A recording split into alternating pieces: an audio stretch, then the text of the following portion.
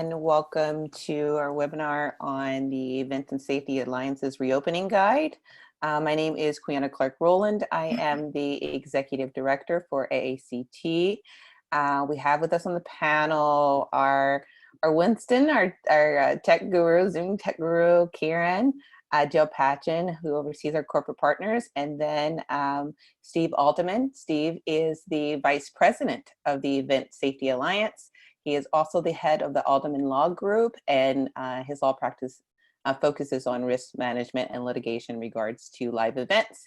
And so, Steve, thank you for agreeing to join us and talk more about the reopening guide and what you're seeing for the future of live events. Sure, thanks, Quiana. My name is Steve Adelman. I am Vice President of a group called the Event Safety Alliance. And on May 11, we pushed out a brand new reopening guide, the Event Safety Alliance Reopening Guide. If you don't have a copy, parenthetically, what the hell's wrong with you? What are you waiting for? You can get your own. It's free. Just go to eventsafetyalliance.org and you can download your own. So the Event Safety Alliance Reopening Guide is intended to, well, help you reopen during a global pandemic when, you know, there's not enough testing, no contact tracing, and, you know, a vaccine on, I don't know, the distant horizon. Staying closed is an option, but it's just not an option that most of us can afford to do. So chances are, if you're on this webinar, you are thinking, I gotta reopen somehow for some number of people during a pandemic when there's not yet a vaccine. It still feels weird to me to say that, but I know that that's the situation. So our reopening guide is intended to help you do that kind of crazy thing, because it's just what we need to do. Waiting around until there's a vaccine is not, it's just not an option for most people. So we get into the weeds. You know, anybody can tell you have to maintain social distancing. And, you know, in the US, we know it's 6 feet, 6 feet of social distancing, or if you use metric, 2 meters for you. And we know this, and we know that, you know, aerosolized germs will travel, and so that's why people should wear face coverings. We know that. We know they should engage in good personal hygiene. Fine, you know, every state and municipal official will tell you those things, but they don't tell you how to do them. You know, you may have figured out by now that you can seat people in pods of, you know, small groups who have been living together, or, you know, who have, you know, some faith that they're not going to get each other infected. But I don't know, do you have a crane so that you can just airlift people into their particular pod? Probably not. So you need some guidance how to get them out from their car, into the building, through the lobby, maybe have them stop and buy some merch or F&B, which you'd really like them to do because profit margins are going to be as it is. So we help you do that, because no municipal official is going to tell you they don't know, but we do. And the reason we do is ESA has a lot of smart friends, and, you know, I don't know who all is on this webinar, but it might even include some of you. So thank you if you are. We had contributions from more than 300 of our smart friends, and that was really important because I'm pretty good at my job. I'm a lawyer, but I do risk management at live events for a living. This is how I make my living. But I'm not smart enough to write reopening guidance during a global pandemic. I've never done that before. So we needed to get input from a lot of people, and we did. So our reopening guide is meant for you. It's meant for professionals who actually have operational responsibility. Hopefully you also have authority to make some of these decisions. And we get into the granular detail, because we know that just saying you can seat people in pods that doesn't actually get them to their seats. And we address, what do you do if, I don't know, if somebody doesn't want to comply? We talk about that, and I can go into more detail with you if you'd like on today's webinar. Mhm. You know, we get into how to unload trucks, because, you know, shows don't go with no background. We talk about aerosolizing germs for performers, because that's going to be different than it is for people sitting silently in the audience. We get deep into the weeds. And the reason we do that is because we can, because we are you. So that's really what the Event Safety Alliance Reopening Guide is about. And I'll share with you, you know, a last thought and then turn it to Q&A. The last thought is how the guide is written. So let's start with a term that probably you all know, which is wrong. And so I'm going to teach you why this is a bad term that you should stop using if you have used it up until now. The term is best practices.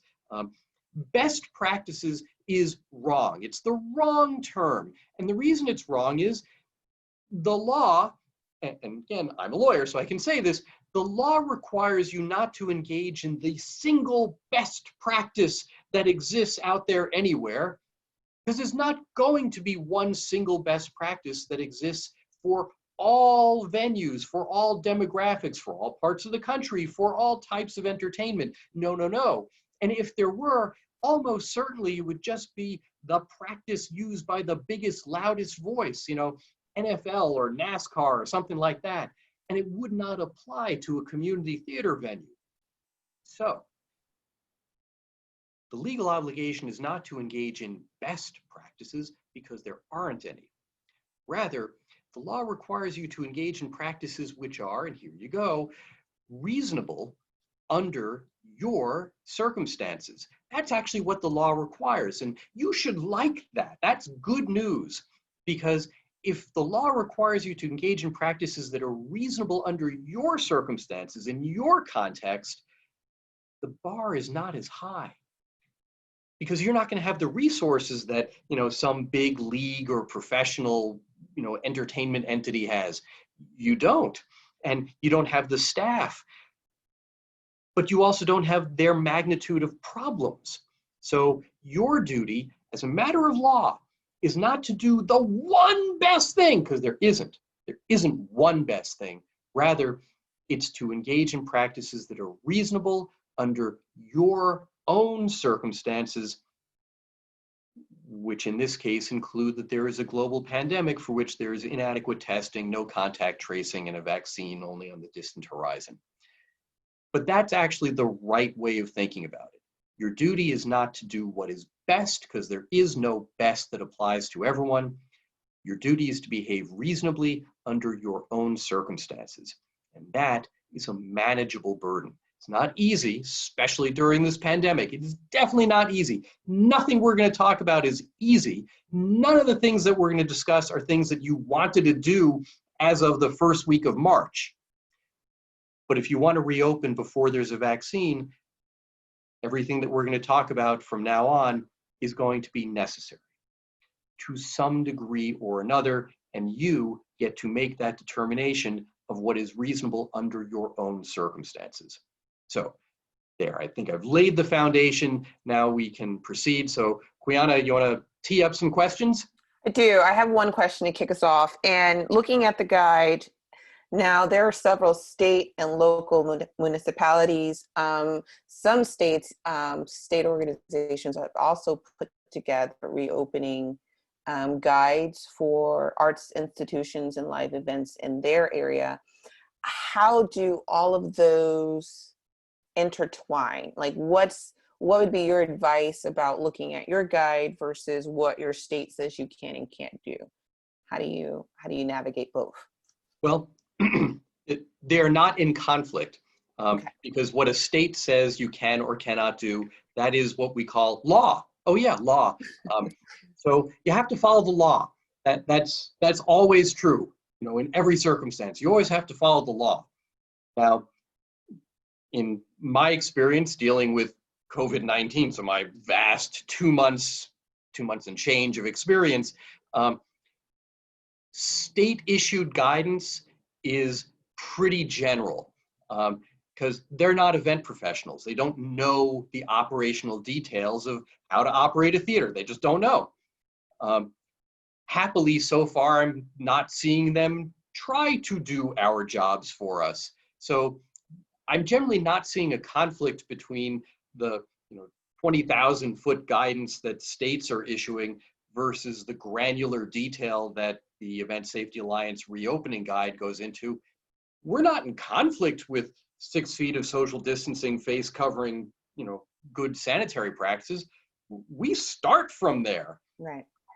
We just build an enormous infrastructure to support that. Again, it's all well and good to say that people should sit in a socially distanced seating area. That's fine. We agree. How to actually accomplish that? Yeah, that's the devil is in those details, and that's where the reopening guide goes. Got it. So we've got some pretty big questions coming through. So let's start with a question from Casey Cooper. Actually, they're moving a little quickly. Seating protocols, ideas. Assuming we will limit seating, for example, our 145 seat theater will be reduced to 50. Do we try one, general seating, then seat people single and groups as they come in with appropriate spacing, or just assume everyone will be spaced out even if they come in as a group or even 3? Try and reformat our online seating plan and show available seats. Once they're gone, they're gone. Has anyone thought this through or have suggestions? Well, Casey, thank you for those questions. They're good questions. How to seat people is a challenge. So let's do this in the right order. The right order is you're the grown-up, or you and your peers, you're the grown-ups. You have to determine how many human beings you can fit in your seated venue. You make that decision. Do not leave it to your patrons.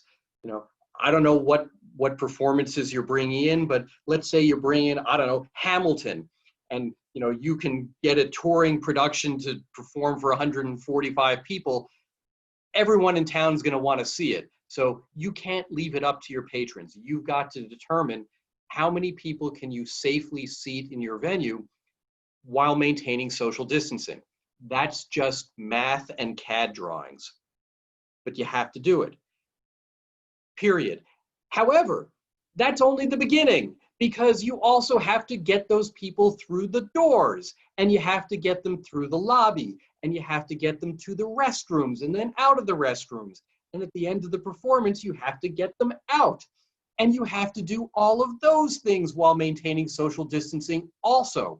So you not only have to have a seating plan, but you have to have an ingress and egress plan. And if you do intermissions, spoiler alert, don't, then you have to have a plan for ingressing and egressing people during intermission. And you can't just have people, some people remain seated and other people stand up to use the restroom or, buy some merch or something. Can't do that, because you can't ask, oh, excuse me, would you move your knees? I'm going to slide past you. No, because that's not maintaining social distancing. It's really incumbent upon you to think through all of these details. This is why when Quiana asks, what authority do you follow? It's easy to follow state authority. They don't think about intermission. They don't think about some people sitting while others try to stand up and go to the end of the aisle. They don't think about egress and how you can't just say, okay, show's over, thanks for coming. Nope, you got to get people out, back to front, just like on an airplane. Oh, not like on an airplane, it's actually the opposite. So there is a method to doing these things while maintaining the rules that you must maintain, social distancing being first and foremost among them. Quick anecdote, I'm going to change the proper nouns so as not to shame anyone. And by the way, there's going to be profanity in this quick anecdote, but this is the way it went down. So if you're easily offended, hit mute now. I was on a call a few days ago, and somebody was talking about having a reserve seating area and also a GA area. And they could do that given the type of event that they had. And they were going to some municipalities where they anticipated that people might not be taking COVID-19 especially seriously. And so the question was asked, how will you load the GA area while maintaining social distancing? And he said, we're not going to do that. We're just going to let people sit there. And, if there are so many people who want to sit in the GA area that they don't maintain social distancing, well, that's kind of their choice. And he referred to that area as the fuck it zone. The reason being, people who would sit right next to each other in a GA area are basically saying, fuck it, whatever, I'll take my chances. Shortly thereafter, he had to leave the call. The call continued. And when I could get in a word edgewise, I suggested to the people remaining on the call, again, I'm a lawyer, I suggested that in the community where most of us were located, which is somewhat more, I don't know, this is a value judgment, sophisticated, people actually take their legal rights a little more seriously than where this guy was contemplating.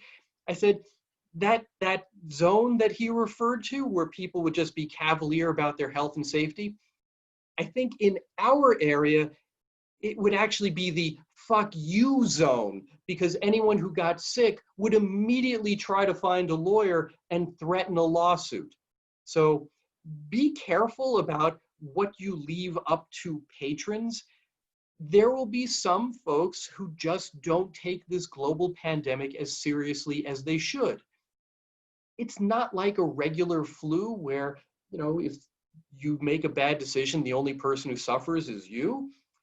Here, if people make bad decisions, lots of people can suffer. Be the grown-up. Think through the granular details, because you have the ability to do that, and or you reasonably should know, not everyone will. There, so that answer is done. You can unmute.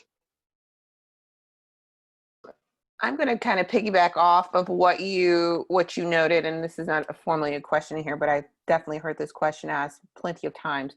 What liability is involved for the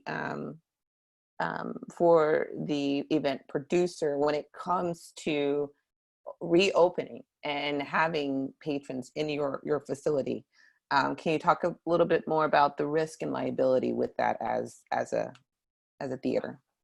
I can. And in fact, liability is such a common question for me. It is literally the question I'm asked most often, that if you have the inclination to really learn the full answer, I'll give you a thumbnail right now, but if you have the inclination to get the full answer, look me up on YouTube. I literally yesterday afternoon, filmed an entire tutorial on liability for venues reopening during COVID-19, why this is a story with a generally happy ending, but there is a problem to be addressed on a state level that really does need to be addressed, because the happy ending will not be so happy in the future. It's just happy right now. So with that ambiguous lead-in, here's the answer. Generally, if somebody goes to your venue, so the scenario, let me set this up correctly. The scenario is you're going to reopen when your state allows you to. Things are already starting to reopen. So by the time you're allowed to reopen, stuff will be open. There will be other activities to engage in, not just going to your community theater. With that as the premise, here's the scenario that I think Quiana is asking about, which is somebody goes to an event at your place. 2 weeks later, they come down with COVID-19. They're diagnosed. I'm going to make it a happy scenario. They get through it. They recover, but they're mad and they threaten to file a lawsuit. So the question at that point is, should you be worried about losing a lawsuit arising from a COVID-19 claim at your venue? The answer to that question is no. You should not be worried about that scenario. Here's why. I have to teach you just a little tort law. This won't hurt a bit, but if you're the kind of person who, when a lawyer is telling you things and not blaming you and not charging you, if you're the kind of person to write a note or two in that scenario, do it now, because here we go. What we're talking about right now is negligence. Negligence is a form of tort, T-O-R-T. Tort law is comprised of 4 elements. The plaintiff, the victim, the person making the accusation, has the legal burden of establishing each of the 4 elements I'm about to tell you. The 4 elements are duty, breach, causation, and harm. Okay, duty, breach, causation, harm. Now, let me now explain to you what those mean, and then I'll apply them. Everyone has a legal duty to behave as a reasonable person under the same or similar circumstances. When I explain that, usually I show a picture of me and a blue man. I love Blue Man Group, and the punchline is, blue men don't talk. They never break character. And one day I was very appreciative after a Blue Man Group show and tried to talk to a blue man. And I did that until I realized that I was being stupid, because duty is to behave reasonably under one's circumstances, and the circumstances of talking to a blue man are you don't use words. So that's the duty of care. In COVID-19 world, your duty is to open premises that are reasonably safe, meaning healthy, clean and disinfected enough so that you can reopen in the reasonable belief that reopening won't cause mass infection by either your workers, talent, or patrons. So your duty is to reopen reasonably safely under these very difficult circumstances. Plaintiff will be able to establish that. I just did, because it's true. You do have a duty of care. Plaintiff will then have to prove that you breached that duty. Let's just put that to the side. We'll come back to it in a minute. The third element that the plaintiff will have to prove is that whatever breach of duty that you caused was the proximate cause of whatever harm they suffered, getting sick from COVID-19. Causation is going to be the downfall of all of these plaintiffs' personal injury claims, and this will apply to you. The reason plaintiffs will not be able to prove causation is you won't be the only venue that's open by the time you're allowed to reopen. To the contrary, many other things will be open as well.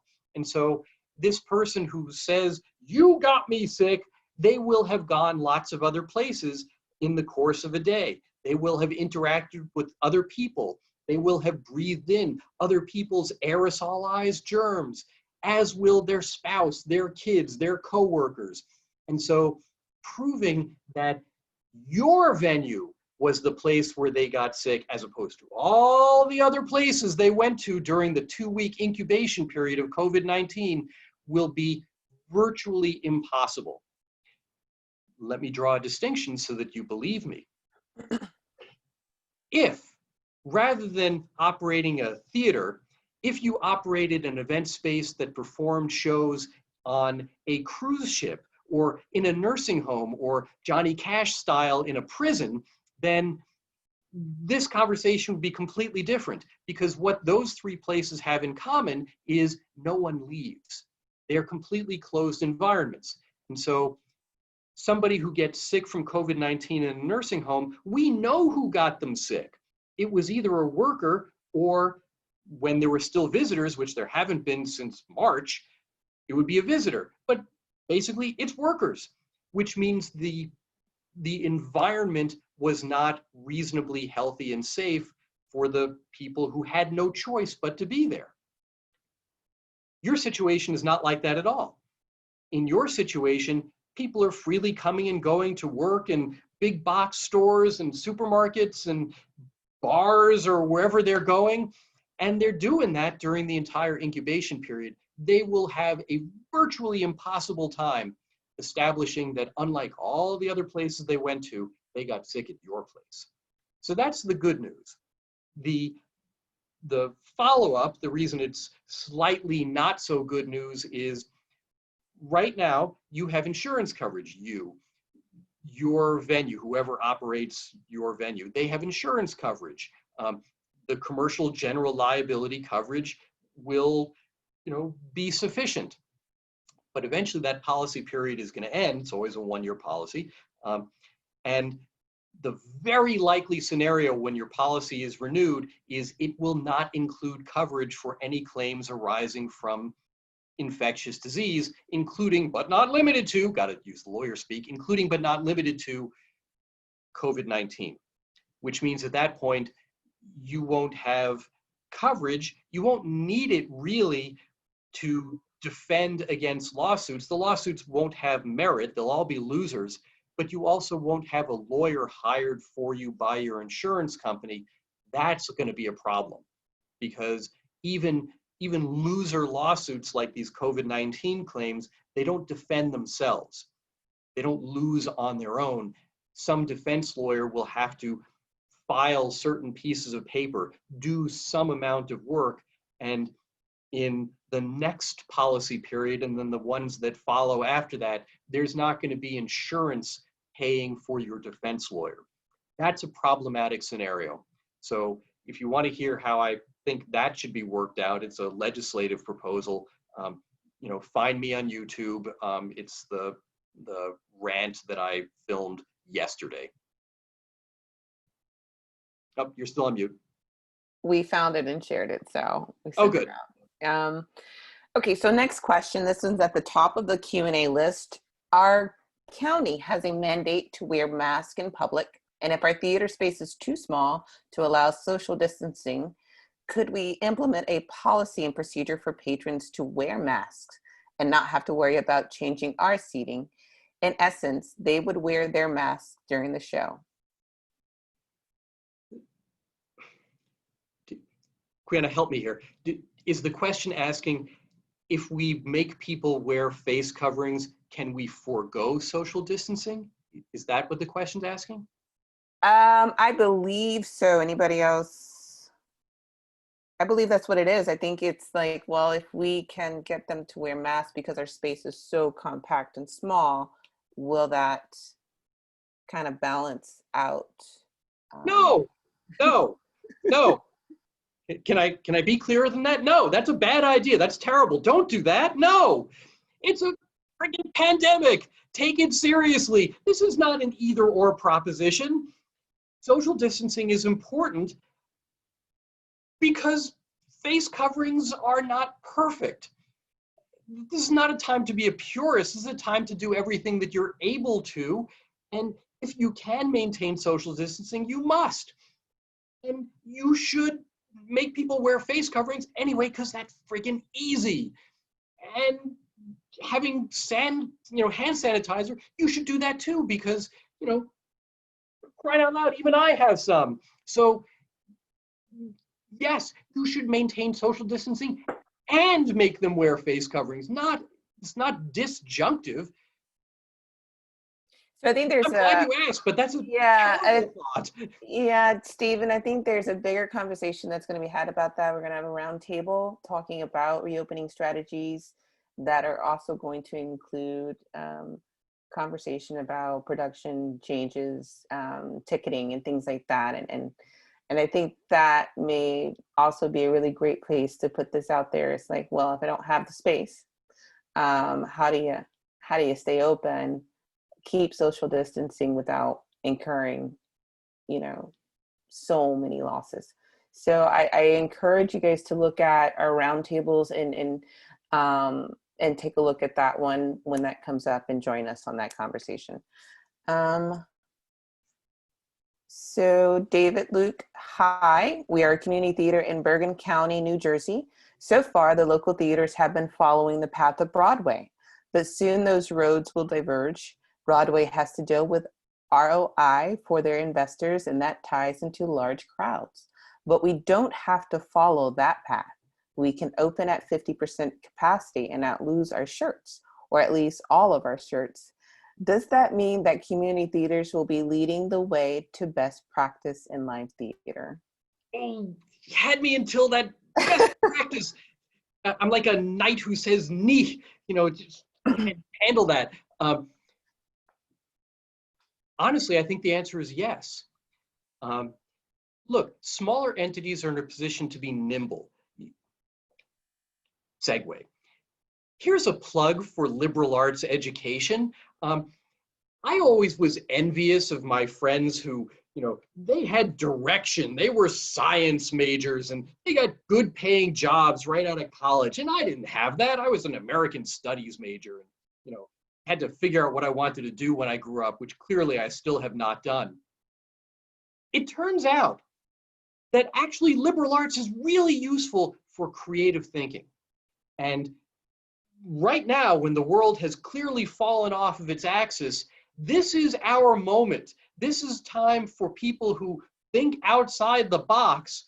Yeah, we're rocking and rolling because we can figure out how to do things in a different way than we did before and maybe still maintain some of our shirts. So I like the idea of reopening partially. I understand the economics are very difficult when you have to pay full overhead for a third capacity house. Mm-hmm. Venues that have some outdoor space have a ready solution to some of those problems, because one of the issues with COVID-19 is it's harder to deal with in confined spaces, brick and mortar venues. But God's natural HVAC system works really well. So you can, paint white chalk on the grass if you have grass and invite people to bring their picnic blankets. It's basically the pedestrian version of, drive-up theater that seems to be going okay in other contexts. This is a time to be creative. Everyone knows, your patrons, your workers, your artists, everyone understands now is not the same as the first week of March, which means we all have a blank slate.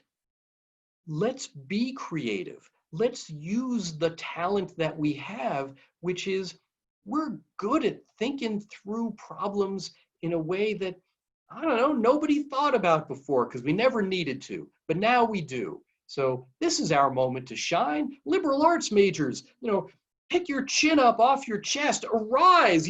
This is our moment, for goodness sake, because it actually is. Mm-hmm. So yes, the smaller venues, you will get more creative because you can. All right. Next question.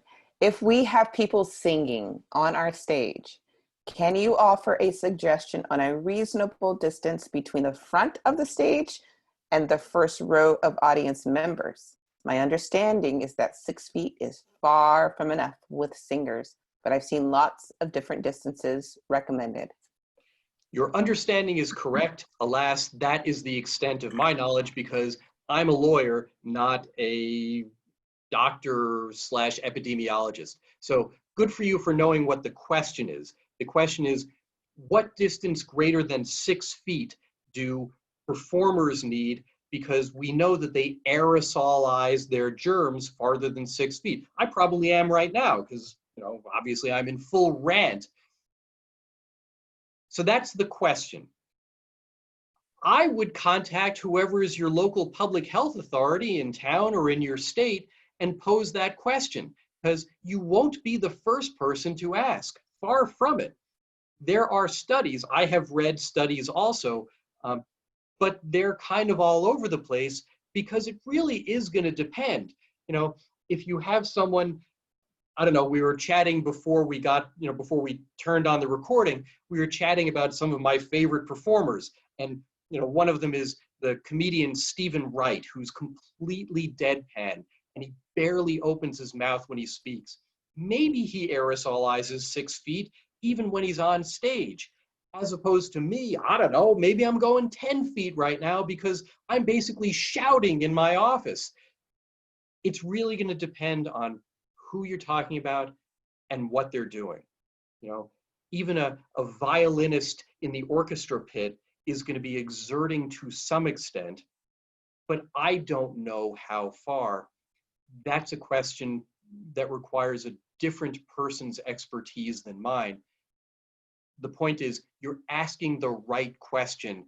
Continue seeking the answer from people with medical expertise, but you're not going to get one answer. It's going to vary depending on who exactly you're talking about.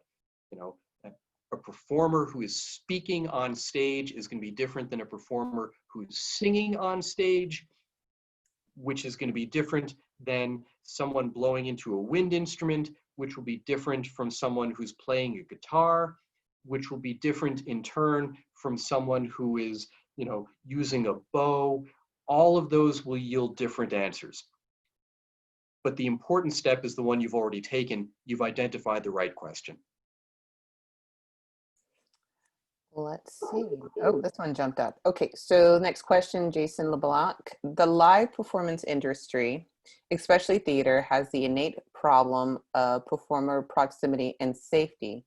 How do we handle social distancing on stage during shows? What about performers wearing masks?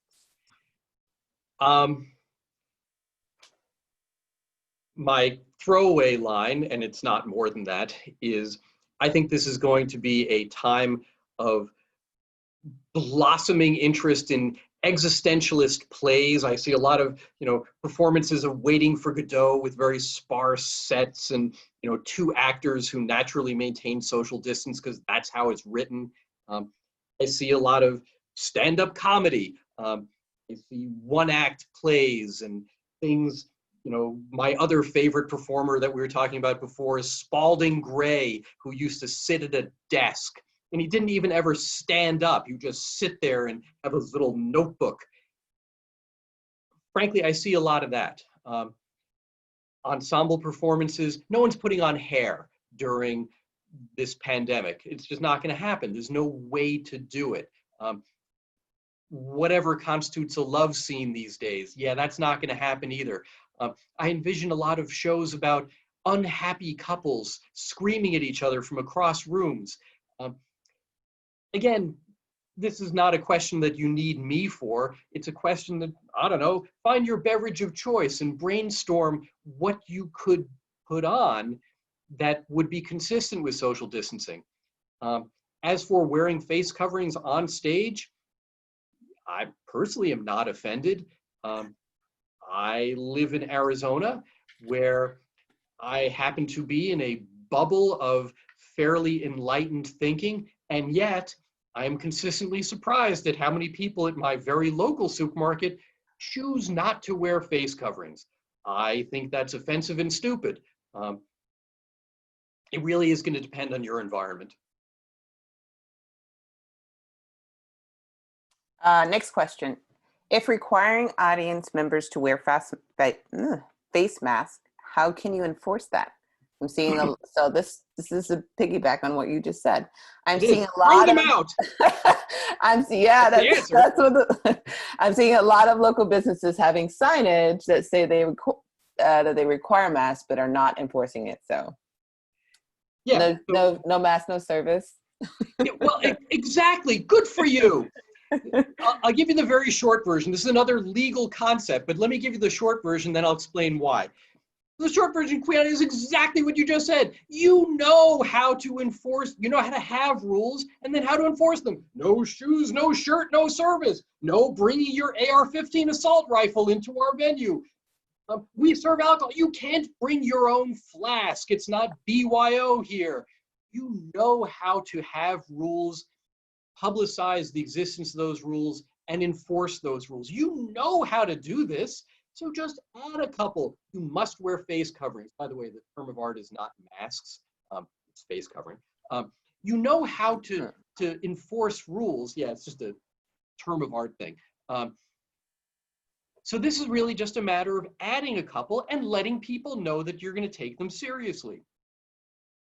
Here's the law so that you know you're on the right side of this. And this is basic common law. It applies everywhere. All the things that I'm saying, by the way, are basic common law.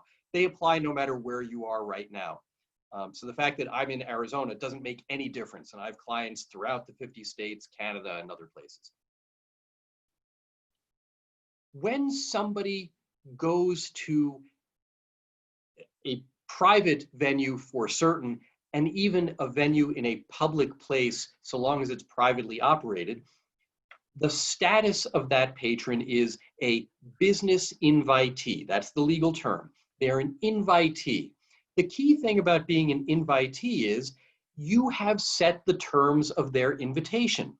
So you say, no shoes, no shirt, no service. If they come bare-chested, then you don't let them in, or you make them put on a shirt.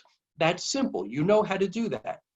So long as they comply with the terms of your invitation, they are allowed to remain on your premises. Once they violate the terms of your invitation, their invitation is effectively revoked. When their status is no longer that of an invitee, but they're still on your property, legally, by operation of law, their status changes from invitee, that was good, to trespasser, that's bad. When someone is a trespasser, you know what to do with them at that time. Also, you throw them out, or to use the term that we use in the industry, you trespass them off the property. That's why we call it trespassing them off the property, because at that point, when they're not following your rules, their status has changed by operation of law from invitee to trespasser. So somebody's not wearing a face covering and you have a rule that says they do, I would give them one quick warning. And if they don't immediately pull out a face covering and cover their face with it and keep it on, I'd throw their ass out. And the reason you need to do that is health and safety of themselves, of everyone around them, including you.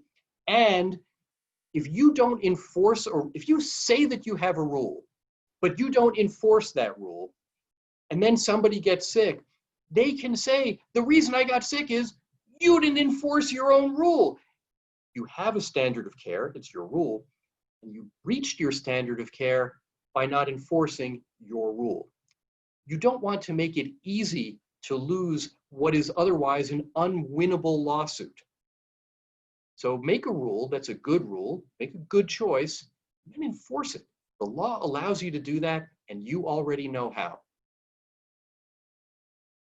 So to piggyback, so the next popular question actually is, do you see there being a conflict with requiring audience members to wear masks but not having the performers wear masks? No. And the reason for that is the performers will maintain social distance plus, and there may be certain performers for whom wearing a mask is just impossible. You know, someone who's singing on stage. But again, I think this is an excellent question. These are really good questions, by the way. This is an excellent question because if we're talking about, I don't know, a musician in an orchestra pit, and we should remind me to come back to that concept because that's a whole different problem. If we're talking about a musician, let's say it's a string quartet on stage, a better example. Nobody's singing, they could all be wearing face coverings. And frankly, I think they should be. They should be for their own protection. They still, you know, the musicians would still have to sit at least 6 feet away from each other on stage.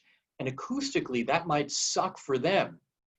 But at least they're still performing, and that's good. You know, that's the, you know, imperfect solution during this limited period of time when we're going to reopen but not yet have a vaccine.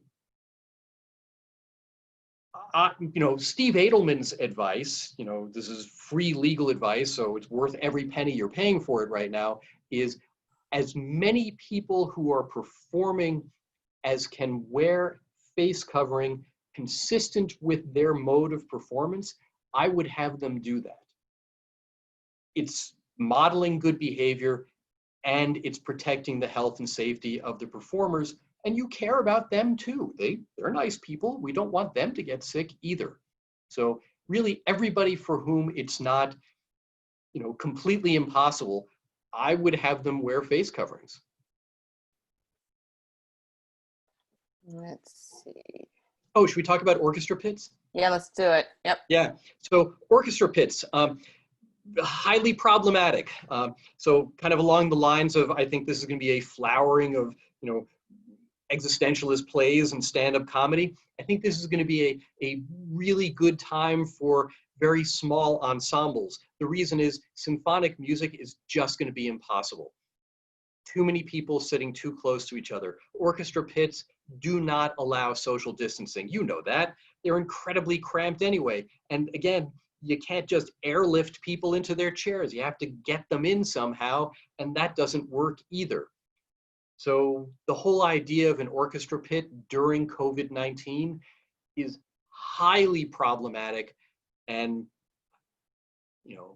I'm pretty creative. I cannot think of a good way of even partially seating people in an orchestra pit, because, even if you do it at a third capacity, which you could do, the air circulation down there sucks. Mhm. And so you're exposing them to a greater health risk, even if you do everything else right.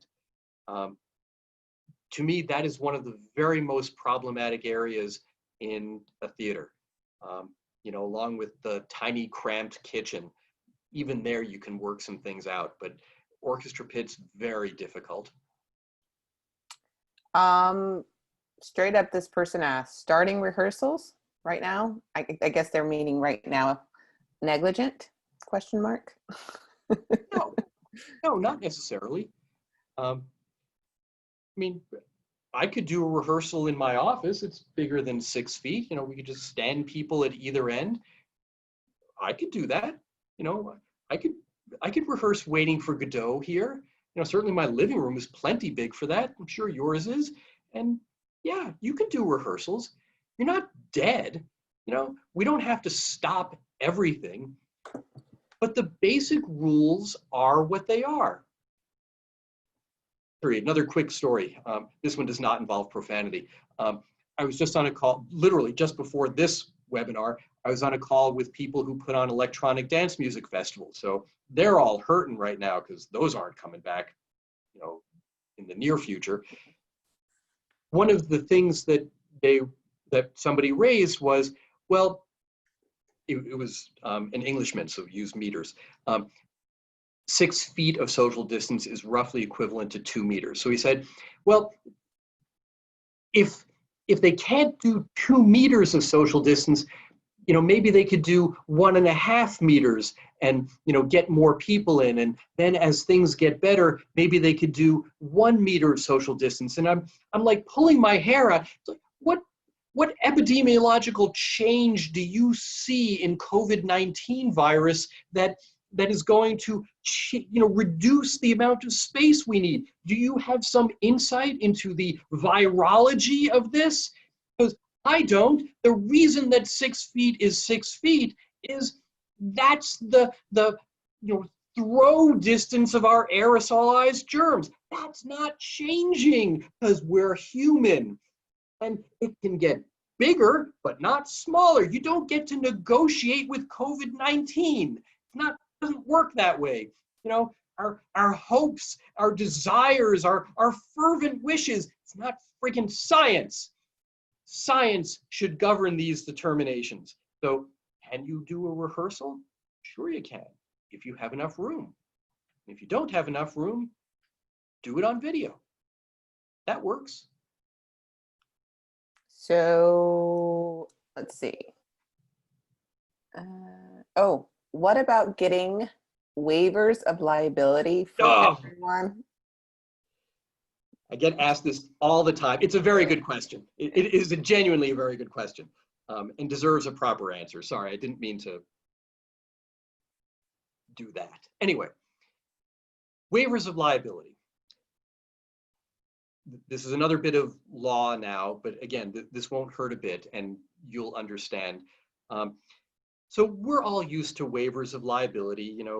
Back when there were paper tickets, it was the tiny font size language on the back of a ticket that you couldn't possibly read. Waivers of liability as a matter of public policy are generally not enforceable. Rather than being a complete waiver, they are generally interpreted by judges in court to give notice of a hazard. And then the legal question will be, to what extent did the person simply accept the hazard, accept the risk, but the language does not form a complete bar against liability. It just goes to the notice that the patron had. So that's generally true. In the world of live events, exculpatory contracts, which is the legal term for waivers of liability, are somewhat more enforceable. And the reason, I suspect, you'll find somewhat insulting, which I do, which is entertainment is not considered a necessity as a matter of law. So the fact that there is grossly unequal bargaining power with these waivers of liability is more problematic when you kind of have to do the activity anyway. But as a matter of law, entertainment is not perceived to be something that you kind of have to do anyway, because judges figure if you don't like the waiver that you're handed outside some theater, your choice is turn around and walk away, which is true. And personally, I hope that there will be new case law that recognizes what we've all come to understand over the last 2 months, which is entertainment is kind of a necessity. That's why we're all going nuts. Anyway, waivers of liability in our context, us, that we're chatting now, would tend to be more likely to be enforced. Notice how many caveats and qualifiers there are there. It's not at all a certainty. So now let's ask, what would a waiver of liability protect you from? Well, it would protect you from liability from losing a lawsuit. Well, I already told you that you're not going to lose a lawsuit because proving proximate cause is going to be virtually impossible. So the waiver would protect you from something from which you do not need protection. But a waiver of liability will have an effect. It will have an effect on some patrons, at least, of making them wonder, hey, why are you asking me to disclaim all liability if you get me sick? Hey, what are you not telling me? Are you not going to clean it? Are you not going to disinfect? I'm not going. Let's go to McDonald's. I'm not going to the show tonight. You will lose patrons just by thrusting in their face a waiver of liability. It's not actually going to help you because it doesn't protect you from something from which you will need protection. But it could drive away patrons at exactly the moment that that is a fragile relationship, and you do not want to drive away patrons. So much like reopening in the first place, the law will allow you to do something. Once your governor says you can reopen, the law will allow you to give patrons a waiver of liability. But then you have to decide, okay, once I'm allowed to do this, do I want to? Can I do this in a way that's consistent with my best interests? That's a separate consideration. And as with the duty to behave reasonably under your own circumstances, you will have to decide based on your own patrons, do you live and work in a place where a fuck it zone would be full of people who are just happy to be out and about again? Or do you live in a place where people are more circumspect, maybe about their own health and their own immunological vulnerability, such that tipping them off that you're not really prepared to handle a global pandemic will cause you to lose patrons? You have to make that determination, but that's the analysis. I think we have time for one more. Sorry, I'm leaving you hanging, people, I know. That's all right. And folks, what we'll do is we'll pull any of these questions that did not get answered today and share them with Steve to see if he's got any answers for some of them. And then we can also, sure. if you want to jump back on our roundtable, that's going to be coming up in June. We can dig into these a little further. There was one about a little bit more information on the ingress and egress plan and how to deal with social distancing in places like the lobby and bathroom, are there any suggestions that the guide kind of goes into on how to handle that? Yes. Oh, do Can you you want me to give some? summarize? Yes. Read the damn guide. Free for crying out loud. Yeah, I mean, the rules are basically the same in every place. So as with the nice EDM people that I was just talking to before, all of their spaces are general admission. You know, lobbies and restrooms are too. So what should you do? Maintain social distance. How do you do that? Well, how much gaff tape do you have to put on the floor to create lines? How many stanchions with tensor barrier do you have? Do you have a bike rack concessionaire who's going to hook you up with a good deal during this stupid virus that we all have to deal with? Because they're not working if you're not working. So everybody's in a position to work together to help negotiate.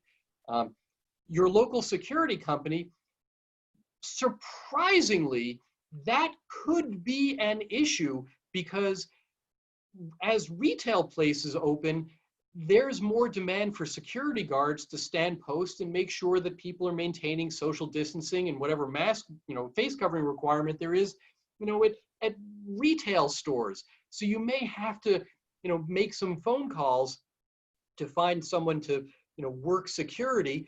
And likewise, depending on where you live and how much pushback you can reasonably anticipate from your, more optimistic than smart patrons, you may need to have some off-duty law enforcement serving as backup because you don't want to leave a, private security guard making a very modest hourly wage completely by themselves on an island having to enforce your rules if you've got an aggressive, oppositional group of patrons. So how do you get people in and out of the bathrooms? In whatever way is consistent with social distancing under your circumstances. That may require killing a stall or a urinal. Frankly, it's pretty likely. And that means that you cannot allow people to hang out and work on their makeup at the mirror. Sorry, ladies, it's just not going to work that way for a while. Encourage people to carry their own mirror and, spruce up in the lobby, I suppose. Or, the lower standards of dress code that we're all enjoying right now may continue out of our own homes. Again, I don't have the answer for any one of you. I could have an answer for any one of you if we chat offline, but these are the considerations. And happily, they're not difficult. Getting people into and out of the restroom simply raises the exact same questions as getting people into and out of your venue itself. Any place where it's not reserved seating is by definition GA, and you've got to manage that crowd. You've got to manage it to maintain 6 feet of social distancing, unless we're talking about on stage where you probably need more. That's not hard. It just requires incredible attention to details that you never had to think about before. Mm-hmm. So guys, this is it. Steve, thank you so much for chatting with us. You got a standing applause from several different people, and folks seem to really be appreciative. We are appreciative of you coming and sharing what you know. And oh, by the way, one woman said, I didn't mind the cussing. It was pretty cathartic, actually. So honestly, it is for me also. I don't swear normally. I think that's kind of the mark of people who don't have vocabularies to express themselves. But every so often, for effect, I think it works. Anyway, that's what the guy called it. So, Brenda, let me just say one thing. I have not generally been reading the chat log because I've been trying to talk to you. But I did see a couple of requests in the chat log for a follow-up. Frankly, it would be easier for me to do another one of these than to answer questions in writing one by one. So if that's consistent with your time and availability. Yeah, we'll do it. Yeah, I'm happy to do that because, because this is the time that you need answers. So let's let's get this on the calendar soon before you all have a completely different set of questions, and then we'll just keep needing follow-ups. Because this All right, is guys. not easy. It's really not. And let me give you one final thought. I know it's top of the hour, we got to go. You're not alone. You're not. I mean, we're not in the same place. We can't look each other in the eye. I'm an introvert, but I need to see people, and I'm not, and that's difficult. But the issues that you're struggling with, and I'm saying this to each and every one of you right now, the issues that you're struggling with are absolutely not unique. Your particular manifestation of those issues it's your context. But you are surrounded by friends who are going through the same thing. Reach out to your friends. You're welcome to reach out to me, and I'd be delighted to talk to you because I want you guys to succeed. You're the ones able to reopen soon anyway. So if you reopen successfully, meaning people don't get massively sick, then my EDM friends can eventually reopen, and maybe professional sports can restart at some point, although I think they're wildly optimistic right now. But you guys are the first ones to be given the opportunity to get this right. I'm deeply invested in your success. So, Quiana, let's get this scheduled. Sounds good. And, for those of you who are here, come back. And if you know other smart friends who feel isolated, tell them we're going to do this. And, let's see if we can increase the likelihood of reopening in a way that's healthy and safe. All right. Thank you, Steve. You're welcome. Thanks, everyone.